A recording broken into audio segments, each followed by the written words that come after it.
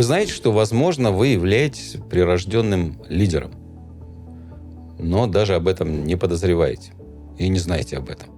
И в этом видео я решил рассказать о том, какие признаки отличают обычного хорошего, классного сотрудника, специалиста от потенциально очень талантливого, успешного руководителя. И последний из этих признаков далеко не очевиден для многих людей, но тем не менее он является очень важным. Итак, первый признак. Вам нравится делать людей сильнее. Вам нравится помогать другим людям таким образом, чтобы они становились сильнее, получили больше результатов, чтобы они проявляли свои таланты и так далее.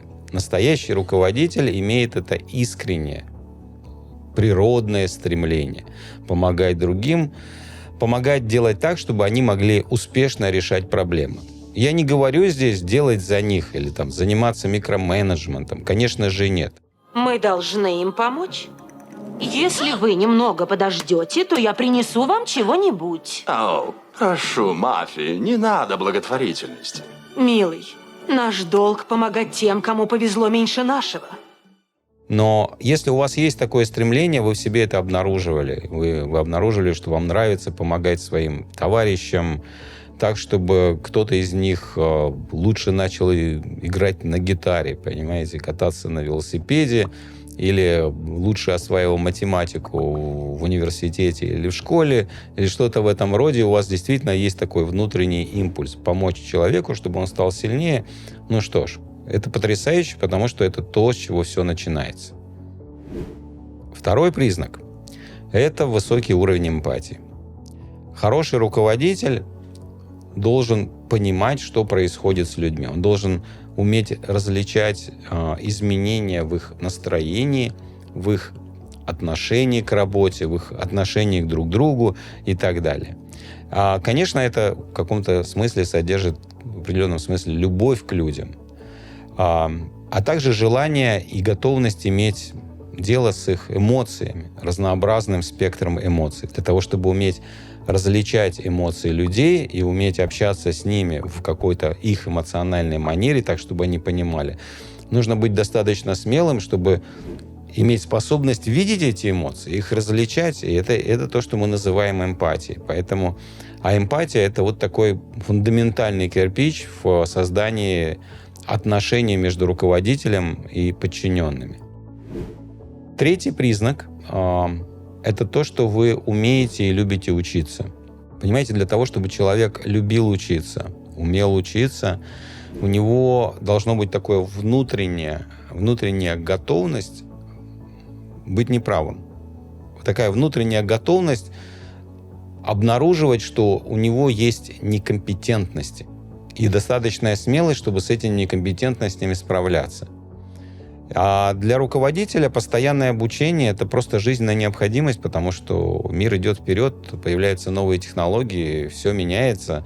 И в конце концов, чтобы даже стать руководителем, нужно освоить много инструментов. Это работа руководителя, нет, это не просто про отношения и про эмпатию. Я говорю сейчас просто о качествах, которые необходимы, но эта работа намного шире.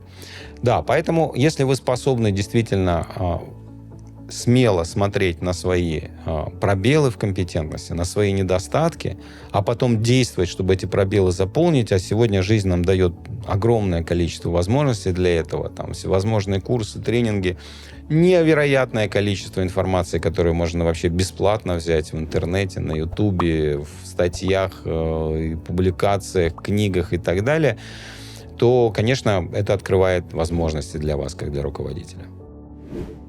Четвертая и не очень очевидная вещь, относящаяся к качествам руководителя, это способность планировать. Причем планировать правильно, планировать, ориентируясь на конечный результат. Так вот, завтра я распланирую ваш день, и вы проведете его вместе.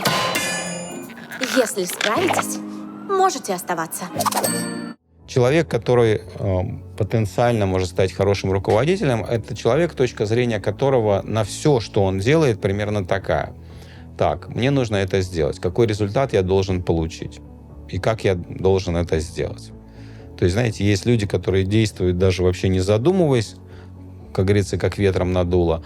А есть люди, которые, что бы они ни делали, они на это смотрят, мне надо поменять масло в мотоцикле. Ну, прекрасно так. Что мне для этого надо? Мне надо почитать инструкцию, мне надо купить там все необходимые составляющие, подготовиться, взять где-то инструменты, мне нужно выделить время. Понимаете, план пам-пам-пам-пам для того, чтобы я получил такой-то результат.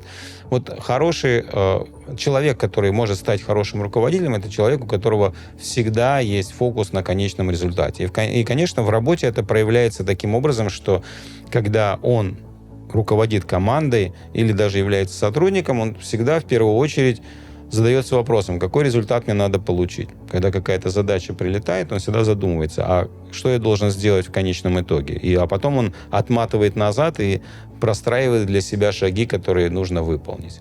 Ну, а о том, какие еще инструменты помогают руководителю стать профессионалом, добиваться успеха, я рассказываю на мастер-классе «Как усилить команду, укрепить фундамент бизнеса и выйти на новый уровень». Ссылку ищите в описании под этим видео.